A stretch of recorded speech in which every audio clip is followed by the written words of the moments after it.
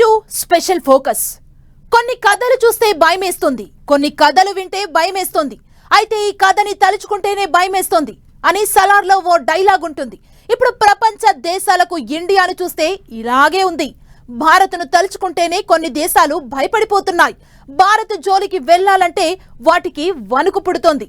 ఇప్పటిదాకా ఓ లెక్క, ఇప్పుడో లెక్క అన్నట్లుగా మారిన భారత వైఖరి శత్రు దేశాలకు, వాటి మిత్ర దేశాలకు ముచ్చెమటలు పట్టిస్తోంది.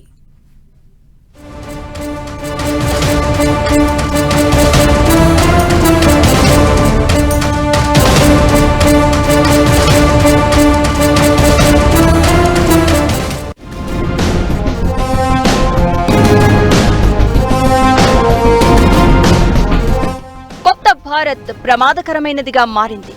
మీ ఇంటికొచ్చి మిమ్మల్ని చంపేస్తుంది. ఐక్యరాజ్య సమితిలో పాకిస్తాన్ శాశ్వత రాయబారి అదే అంతర్జాతీయ వేదికపై చెప్పిన మాటలివి. అవును, భారత్ గతంలోలా మొహమాటాలకు పోవటం లేదు. ఏ అడుగు వేస్తే ఎలాంటి పర్యవసానాలు ఎదుర్కోవాల్సి వస్తుందోనన్న ఆందోళనకరమైన ఆలోచనలు చేయడం లేదు. అందరినీ ఒప్పించడానికో మెప్పించడానికో ప్రయత్నించడం లేదు. దేశ ప్రయోజనాలకు నష్టం వాటిల్లుతున్నా ఏం చేయలేని నిస్సహాయ స్థితిలో మిగిలిపోవడం లేదు. అమెరికా అభ్యంతరాలను లెక్క చేయడం లేదు. చైనా బెదిరింపులకు తలొగ్గడం లేదు. ప్రేక్షక పాత్రకు పరిమితం కావడం లేదు. దేశ ప్రయోజనాలే అంతిమ లక్ష్యం అన్న తరహాలో భారత్ వ్యవహరిస్తోంది. ముప్పులను ముందే పసిగడుతోంది. కుట్రలను ఛేదిస్తోంది. కుతంత్రాలు చేసేవాళ్లను తరిమి కొడుతోంది. దేశానికి వీసమెత్తు హాని తలపెట్టడానికి ప్రయత్నించినా వెంటనే అప్రమత్తమవుతోంది. శత్రువు గుండెల్లోకి నేరుగా బుల్లెట్ దించుతోంది. భారత్ శాంతియుత దేశం మాత్రమే కాదని, శాంతికి భంగం కలిగించే వారిని చీల్చి చెండాడడానికి ఏ పరిస్థితుల్లోనూ వెనుకాడదని రుజువు చేస్తోంది. స్వాతంత్ర్యం వచ్చిన దగ్గర నుంచి అంతర్జాతీయ వేదికలపై భారత్కు సౌమ్యత ఉన్న దేశంగా పేరుంది. ఇతర దేశాలతో గొడవలు, ఘర్షణల జోలికి పోదు. కొన్ని దేశాలకు వత్తాసు పలకడం, మరికొన్ని దేశాలపై కావాలని కక్షపూరితంగా వ్యవహరించడం వంటివి ఎప్పుడూ చేయలేదు. విదేశాంగ విధానం విషయంలో అలీన కూటమి ఏర్పాటులో కీలక పాత్ర పోషించింది. ప్రచ్ఛన్న యుద్ధ కాలంలో అటు అమెరికాకు, ఇటు సోవియట్ యూనియన్కు సమాన దూరంలో నిలిచింది. అదే సమయంలో అనేక దేశాలతో స్నేహ సంబంధాలు పెట్టుకుంది. వాణిజ్య, ఆయుధ ఒప్పందాలు కుదుర్చుకుని ముందుకు సాగింది. తొలి నుంచి స్వతంత్ర విదేశాంగ విధానం అనుసరించింది. అయితే భారత్ వ్యవహార శైలిపై ఇలాంటి ఘనతలు ఎన్ని ఉన్నప్పటికీ అనేక విషయాల్లో మెతక వైఖరి అవలంబిస్తుందని, పాకిస్తాన్ తప్పులు చేస్తున్న విషయాన్ని అంతర్జాతీయంగా నిరూపించలేకపోయిందని, పాకిస్తాన్ కేంద్రంగా భారత్పై జరుగుతున్న కుట్రలను తిప్పికొట్టలేకపోయిందని, పాకిస్తాన్కు చైనా, అమెరికా అన్ని విధాలా అండగా ఉండడాన్ని అడ్డుకోలేకపోయిందని విమర్శలున్నాయి. కానీ ఇప్పుడు భారత్ వ్యవహార శైలి చూస్తే ఇప్పటిదాకా ఓ లెక్క, ఇప్పుడో లెక్క అనిపించక మానదు. పాకిస్తాన్ భూభాగం ఉగ్రవాదానికి ఏ స్థాయిలో ఊతమిస్తుందో, అంతర్జాతీయ ఉగ్రవాదుల కేంద్రంగా పాకిస్తాన్ ఎలా మారిందో, ఆ నేలపై ఎన్నెన్ని అకృత్యాలు జరుగుతున్నాయో, భారత్కు వ్యతిరేకంగా ఎలాంటి దురాగతాలకు దాయాది దేశం పాల్పడుతుందో ఐక్యరాజ్య సమితి సహా పలు వేదికలపై భారత్ పదే పదే వివరిస్తోంది. భారత్ చేస్తున్న ఎదురు దాడికి పాకిస్తాన్ ప్రతినిధులకు సమాధానమివ్వడం చేతకావడం లేదు. అలాగే పొరుగు దేశం చైనా కుయుక్తులను తిప్పికొడుతోంది. గాల్వన్ ఘర్షణ మరింత ముదిరి యుద్ధ పరిస్థితులకు దారి తీయకుండా ఉండడానికి కారణం చైనా సైన్యాన్ని భారత్ తరిమి కొట్టడమే. అసలు ఆ ఘర్షణలో ఎంతమంది సైనికులు చనిపోయారో కూడా చైనా బహిరంగంగా ప్రకటించలేకపోయింది. అలాగే ఓవైపు చర్చలు జరుపుతూనే మరోవైపు రెచ్చగొట్టే చర్యలకు దిగుతున్న చైనా తీరును పలుమార్లు ఎండగట్టింది. భారత్ చైనా ఘర్షణలో అమెరికా మన దేశానికి సంపూర్ణ మద్దతు ప్రకటించింది. అలాగే అరుణాచల్ ప్రదేశ్ గురించి చైనా మాట్లాడినప్పుడల్లా గట్టిగా బదులిచ్చి డ్రాగన్ నోరు మోయించింది. భారత్ స్వతంత్ర విదేశాంగ విధానం బలంగా ప్రతిఫలించిన మరో సందర్భం రష్యా యుక్రెయిన్ యుద్ధం. ఈ యుద్ధం విషయంలో అమెరికాతో స్నేహంగా ఉండే దేశాలన్నీ రష్యాను తప్పుపట్టాయి. కొన్నేళ్లుగా భారత్, అమెరికా మధ్య మంచి స్నేహబంధం ఉంది. దీంతో భారత్ కూడా రష్యాను యుద్ధాన్ని వ్యతిరేకించాలని అమెరికా ఒత్తిడి తెచ్చింది. కానీ రష్యాతో ఉన్న చిరకాల మిత్రత్వం దృష్ట్యా భారత్ అమెరికా ఒత్తిడికి తలొగ్గలేదు. ఐక్యరాజ్య సమితిలో ఓటింగ్ సమయంలో తటస్థంగా ఉండిపోయింది. అలాగే అమెరికా రష్యాపై ఆంక్షలు విధించి ఆ దేశం నుంచి ఎవ్వరూ చమురు కొనకుండా కట్టడి చేసింది. ఆ సమయంలో భారత్ మరింత నిర్భయంగా వ్యవహరించింది. దేశ ప్రయోజనాల కోసం అమెరికాను ఎదిరించి రష్యా నుంచి భారీగా చమురు కొనుగోలు చేస్తోంది. యుద్ధ ప్రభావం భారత్పై పడకుండా దేశానికి చమురు ఇబ్బందులు ఎదురు కాకుండా చర్యలు తీసుకుంది.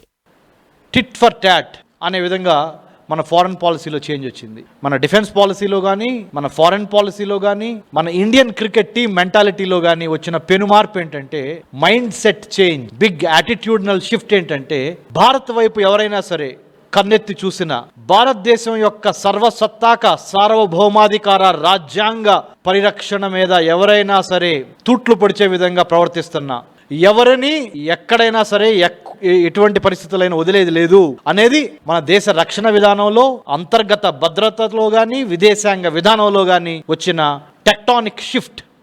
ఏం చేయలేని అమెరికా రష్యా నుంచి గతంలో ఎన్నడూ లేని విధంగా భారత్ చమురు కొనుగోలు చేస్తోందని పదే పదే ఆరోపణలు చేస్తూ అక్కసు వెళ్లగక్కుతోంది. యుద్ధం విషయంలో భారత్ వైఖరిని పాకిస్తాన్ మాజీ ప్రధాని ఇమ్రాన్ ఖాన్ సైతం ప్రశంసించారు. యుక్రెయిన్ యుద్ధం ప్రారంభమయ్యే సమయానికి ఇమ్రాన్ ఖాన్ రష్యాలో పర్యటిస్తున్నారు. యుద్ధాన్ని వ్యతిరేకించలేదు. ఇదే అమెరికాకు ఆగ్రహం తెప్పించిందని, తనను అమెరికా కుట్రపూరితంగా పదవి నుంచి దించేసిందని ఇమ్రాన్ ఖాన్ ఆరోపిస్తున్నారు. స్వతంత్ర విదేశాంగ విధానం అనుసరించినందుకే తాను పదవి కోల్పోవాల్సి వచ్చిందని ఆయన చెప్తున్నారు. ఇక తాజా పరిణామాలన్నీ గమనిస్తే ఇరాన్తో భారత్ కుదుర్చుకున్న చాబహార్ పోర్టు టెర్మినల్ నిర్వహణ గురించి కూడా మాట్లాడుకోవాలి. ఈ దీర్ఘకాలిక ఒప్పందాన్ని అడ్డుకోవడానికి చైనా చేయని ప్రయత్నం లేదు. కానీ చైనా కుట్రలను భారత్ వమ్ము చేసింది. అలాగే అమెరికా అభ్యంతరాలను పక్కన పెట్టేసి విదేశీ పోర్టు నిర్వహణకు సంబంధించి కీలక ఒప్పందం చేసుకుంది. తాము ఆంక్షలు విధించిన ఇరాన్తో ఒప్పందం కుదుర్చుకున్న దేశాలు ఆంక్షల పరిధిలోకి వచ్చే అవకాశం ఉందని హెచ్చరించిన అమెరికాకు ధీటుగా సమాధానమిచ్చింది. ఒప్పందం భారత్ ఇరాన్ దీర్ఘకాలిక ప్రయోజనాలకు సంబంధించిందని, సంకుచిత భావంతో దీన్ని చూడొద్దని వ్యాఖ్యానించింది. ఎవ్వరేమనుకున్నా పట్టించుకోబోమని, దేశ ప్రయోజనాల విషయంలో రాజీ పడేదే లేదని, బెదిరింపులకు తలొగ్గేది లేదని తేల్చి చెప్పింది.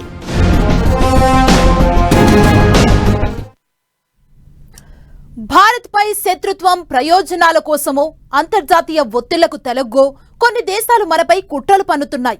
భారత్కు కీడు కలిగించే వారికి ఆశ్రయమిస్తున్నాయి. మనకు వ్యతిరేకంగా కొన్ని ఉగ్రవాద సంస్థలు కుట్రలు పన్నుతుంటే ఆయా దేశాలు చూస్తూ ఊరుకుంటున్నాయి. పాకిస్తాన్ లాంటి దేశాలు స్వయంగా ఉగ్రవాదుల్ని ఉసిగొలుపుతున్నాయి. ఇంటెలిజెన్స్ ద్వారా, ఇతర నిఘా వర్గాల ద్వారా, అంతర్జాతీయంతోనూ తమ స్వార్థ గూఢాచారుల ద్వారా ఈ సమాచారం గురించి సర్వం తెలిసినా గతంలో ఏమీ చేయలేక భారత్ మిన్నకుండిపోవాల్సిన పరిస్థితి. కానీ భారత్ ఇప్పుడలా నిర్వేదంగా ఊరుకోవడం లేదు. భారత్కు హాని తలపెట్టాలన్న ఆలోచన వచ్చేలోపు శత్రువులను మట్టుపెడుతోంది.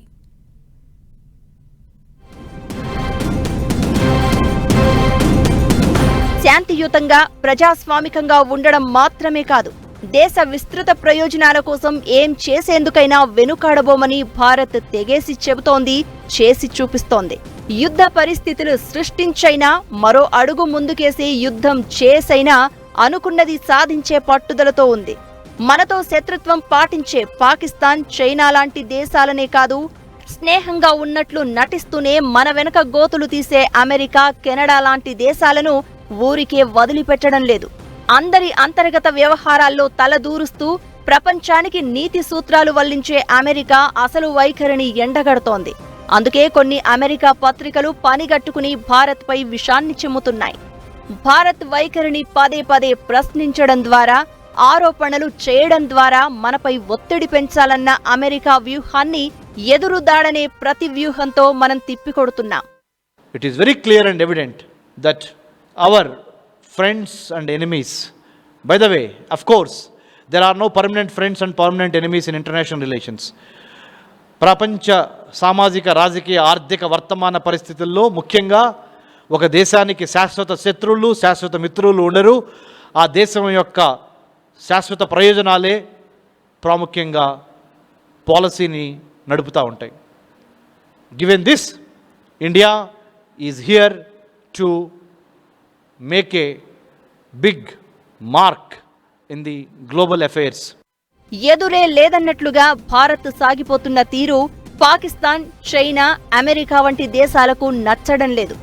భారత్ అణుకువగా ఉండాలని ఆయా దేశాలు కోరుకుంటున్నాయి. అది జరగకపోవడంతో తప్పుడు ప్రచారం చేస్తున్నాయి. ఎన్నికల ప్రచారంలో ప్రధాని మోదీ చేసిన వ్యాఖ్యలను వాషింగ్టన్ పోస్ట్ ప్రచురించిన విధానము, వాటిని ఐక్యరాజ్య సమితిలో పాకిస్తాన్ శాశ్వత రాయబారి మునీర్ అక్రమ్ ప్రస్తావించిన విధానము దీనికి నిదర్శనం. భారత్ శత్రువులకు కూడా తాను మోదీని అని, ఇది కొత్త ఇండియా అని తెలుసని, కొత్త ఇండియా మీ ఇంటికొచ్చి శత్రువులను చంపివేస్తుందని ప్రధాని అన్నట్టు వాషింగ్టన్ పోస్ట్ ప్రచురించింది. ఈ వ్యాఖ్యలనే మునీర్ అక్రమ్ ఐక్యరాజ్య సమితి జనరల్ అసెంబ్లీలో ప్రస్తావించారు. భద్రతా మండలి, ఐక్యరాజ్య సమితి సెక్రటరీ జనరల్ దృష్టికి ఈ ప్రచార అంశాన్ని తీసుకెళ్లారు. పనిలో పనిగా పాకిస్తాన్ అసలు బుద్ధి బయటపెడుతూ తమకు తోచిన ఆరోపణలు చేశారు. న్యాయ వ్యవస్థతో సంబంధం లేకుండా పాకిస్తాన్లో భారత్ హత్యలకు పాల్పడుతోందని, ఇది ఒక పాకిస్తాన్కే పరిమితం కాలేదని, రాజకీయ ప్రత్యర్థులను అంతమొందించడం కెనడాలోనూ జరిగిందని, అమెరికాతో పాటు ఇతర దేశాల్లో ఇందుకోసం ప్రయత్నాలు జరిగాయని మునీర్ ఆరోపించారు. కొత్త ఇండియా ప్రమాదకరంగా మారిందని, అభద్రతను పెంచి పోషిస్తోందని ఆయన ఆరోపించారు.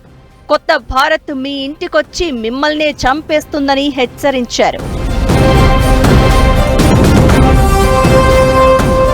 వాషింగ్టన్ పోస్ట్ తో పాటు బ్రిటిష్ పత్రిక గార్డియన్ కూడా భారత్ పై ఇదే తరహా ఆరోపణలు చేసింది. విదేశీ గడ్డపై ఉన్న భారత వ్యతిరేక ఉగ్రవాదులను అంతమొందించడమనే విస్తృత లక్ష్యంలో భాగంగా పాకిస్తాన్లోకి చొచ్చుకు వెళ్లి భారత్ వ్యక్తులను హతమారుస్తోందని గార్డియన్ ఆరోపించింది. ఇలాంటి హత్యలు 2023లో ఎక్కువగా జరిగాయని, 15 అనుమానాస్పద మరణాల్లో భారత్ ప్రమేయముందని ఆరోపించారు. భారత్ ప్రమేయంపై ఆరోపణలున్నాయని, వారిలో ఎక్కువ మంది అతి దగ్గర నుంచి గుర్తు తెలియని వ్యక్తులు జరిపిన కాల్పుల్లో చనిపోయారని గార్డియన్ ప్రచురించింది. భారత్పై ఇటీవల కొన్ని దేశాలు తమ భూభాగంలో కొందరిని లక్ష్యంగా చేసుకుని హత్యలు చేస్తోందని ఆరోపణలు చేశాయి. భారత్ ఉగ్రవాదిగా గుర్తించిన హర్దీప్ సింగ్ నిజార్ కెనడాలో హత్యకు గురయ్యాడు. ఈ హత్యలో భారత్ ప్రమేయంపై కెనడా ప్రధాని జస్టిన్ ట్రూడో కొన్ని నెలల క్రితం ఆరోపణలు చేశారు. ఈ ఆరోపణలను భారత్ ఖండించింది. ఉద్దేశపూర్వకంగా ఈ ఆరోపణలు చేస్తున్నారని మండిపడింది. ఇరు దేశాల మధ్య అప్పుడు ఉద్రిక్త పరిస్థితులు తలెత్తాయి. తర్వాత అవి సద్దుమణిగాయి. అలాగే అమెరికా కూడా భారత్పై ఇలాంటి ఆరోపణలే చేసింది. వేర్పాటువాది గుర్పత్వంత్ సింగ్ పన్నూన్ హత్యకు ఓ ప్రభుత్వ ఉద్యోగి సహా 2 భారతీయులు కుట్ర పన్నారని అమెరికా ఆరోపించింది. ఈ ఆరోపణలను భారత్ తోసిపుచ్చింది. శత్రు దేశాలను భారత్ ఓ కంట కనిపెడుతోంది. అలాగే తోక జాడించే దేశాలను నయానో భయానో దారికి తెచ్చుకుంటోంది. మన దేశం నుంచి వెళ్లే పర్యాటకులపై ఆధారపడి చైనా చెప్పినట్టల్లా ఆడుతున్న మారిషస్ కు లక్షద్వీప్ పర్యటనతో మోదీ చెక్ పెట్టారు. ప్రధాని లక్షద్వీపులో పర్యటించిన వెంటనే మారిషస్ ఉలిక్కిపడింది. అక్కసు వెళ్లగక్కింది. బాయ్కాట్ మారిషస్ అంటూ ఇండియన్లు చేసిన సోషల్ మీడియా ఉద్యమం ఆ దేశానికి వణుకు పుట్టించింది. మారిషస్ మాజీ ప్రధాని భారత్కు క్షమాపణ చెప్పారు. పర్యాటకులు తిరిగి రావాలని విజ్ఞప్తి చేశారు. ఆ తర్వాత మారిషస్ ప్రభుత్వం చేసిన తప్పు గ్రహించి దారికొచ్చింది. అలాగే పాకిస్తాన్ విషయంలోనూ భారత్ కరాఖండిగా వ్యవహరిస్తోంది. పుల్వామా ఉగ్రదాడికి సర్జికల్ స్ట్రైక్స్ తో బదులు తీర్చుకుంది.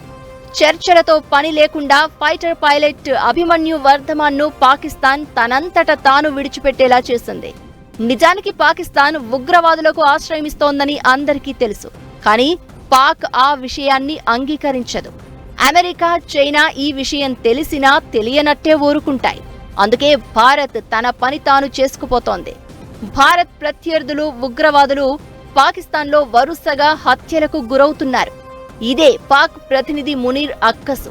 ఇప్పుడు పాక్ ఆక్రమిత కశ్మీర్ విషయంలో భారత్ చేస్తున్న ప్రకటనలు ఆ దేశ పాలకులకు కంటి మీద కొనుకు లేకుండా చేస్తున్నాయి. భారత్ పీఓకే స్వాధీనానికి ప్రయత్నిస్తే ఎలా ఎదుర్కోవాలో పాకిస్తాన్ ఆర్మీకి పాలకులకు తెలియడం లేదు. భారత్ ఎదురులేని స్థితిలో ఉంది. మన విదేశాంగ విధానం, శత్రువులను సంహరించే విధానం, ప్రత్యర్థులను కట్టడి చేసే పరిస్థితులపై ప్రధాని మోదీ బహిరంగంగానే మాట్లాడుతున్నారు.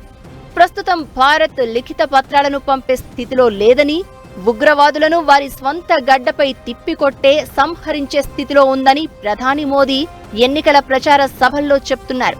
మొత్తంగా దేశ ప్రయోజనాలను పరిరక్షించుకుంటూ శత్రు దేశాలకు బుద్ధి చెబుతూ అంతర్జాతీయంగా బలీయమైన శక్తిగా ఎదుగుతోంది భారత్.